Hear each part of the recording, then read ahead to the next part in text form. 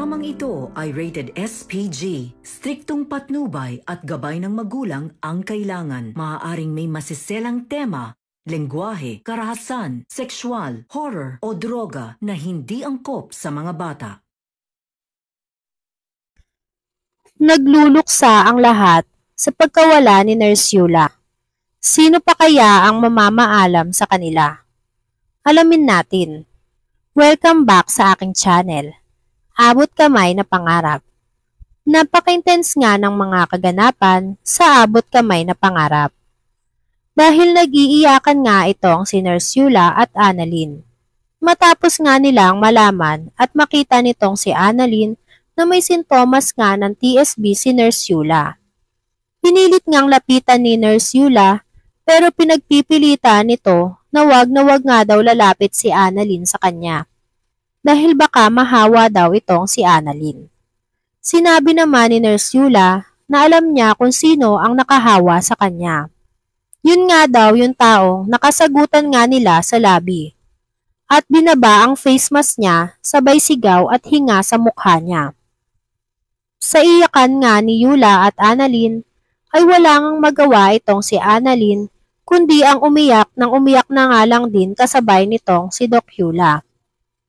Kahit nakikita na nga ni Annalyn na nahihirapan na nga itong si Nurse Yula, kakaubo na may kasamang dugo. Nag-offer naman si Annalyn kay Nurse Yula na siya ang mag-aalaga dito. Pero tumanggi itong si Nurse Yula dahil ayaw niya ngang mapahamak o mahawakan nga itong si Annalyn. Dahil ayaw niyang mahawaan pa siyang iba. Lalo na nga daw itong si Annalyn. Dahil kailangan nga daw si Annalyn sa ospital ng Regado. Dahil dito nga ay kinukulang na nga sila sa doktor matapos ngang marami ang namatay. Sa isolation naman, natuloy na ang matagal nang hinihintay at pinapangarap ni Michael na magkaroon nga ng sariling asawa at makasal nga dito kay Denise. Kahit nga sa huling sandali nga ng buhay niya. Maging masaya lahat ng doktor at pasyente sa isolation.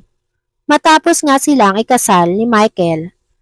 Naging si Michael nga ito si Denise ay hindi alam kung paano pipigilan ang saya na nararamdaman nila sa isa't isa. Maging ito ngang si Annalyn ay tuwang-tuwa at masaya nga siya para sa tito niyang si Michael.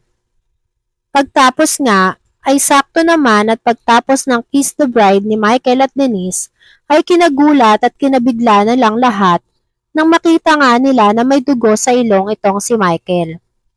Gulat na gulat sila sa nakita nila. Dahil umubo nga rin itong si Michael sa harap nila at kitang-kita nila kung gaanong kadami ang dugo sa mask nitong si Michael pagkaubo niya. Gulat na gulat naman si Denise. Dahil hindi niya din alam ang gagawin niya sa nakita niyang kagaya ni Michael. Bigla naman bumagsak ang katawan ni Michael at nanghina matapos nilang ikasal ni Denise.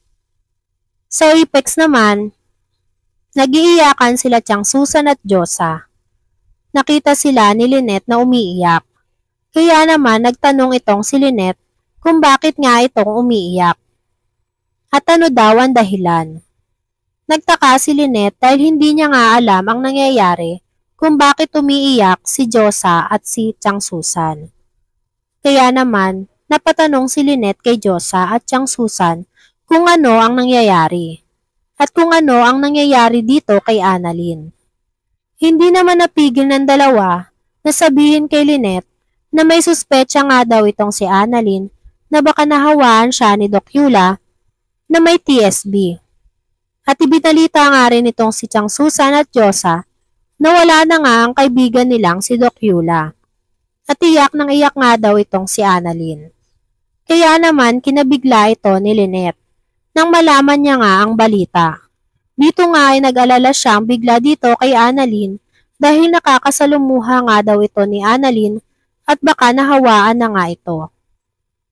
Sa Regado Hospital naman, nailabas na nga ang bangkay ni Doc Yula.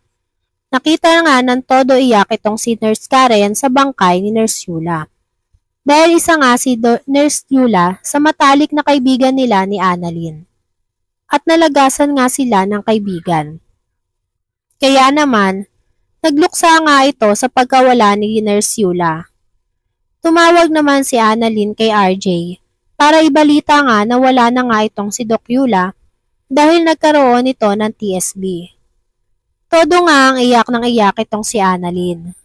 Kaya naman, natatakot itong si RJ kung ano nga daw ang mga susunod pa na sasabihin at ibabalita sa kanya nitong si Annalyn.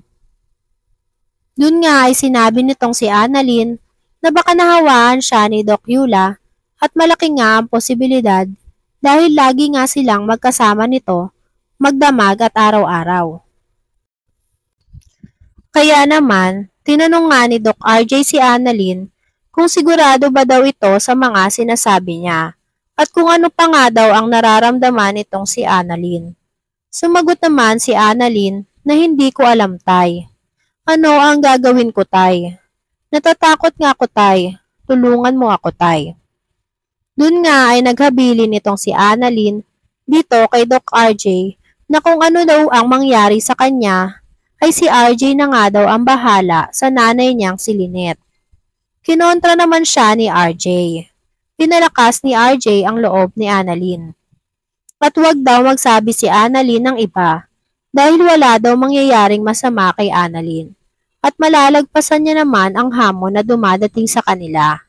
Dito nga ay sinabi ni RJ na mag-ingat na lang itong si Annalyn at makakatulong din nga daw itong si Annalyn kapag tinatagan pa nga daw ni Annalyn lalo ang kanyang loob dahil marami nga daw umaasa sa kanila sa loob ng Legado Hospital. Dito nga ay napagtanto nitong si Annalyn na tama nga ang kanyang tatay na si RJ dahil sila na lang ang inaasahan dito sa Legado Hospital. Nagluluksa pa rin nga itong si Annalyn sa pagkawala ni Yula dahil isa nga ito sa kanyang matalik na kaibigan. Kaya naman, sinabi nitong si Annalyn na wag na lang muna ipaalam dito kay Lynette dahil alam niya na nga na mag-aalala lang ito sa kanya kapag sinabi nga ni RJ dito kay Lynette ang sitwasyon nga nitong si Annalyn sa Legado Hospital.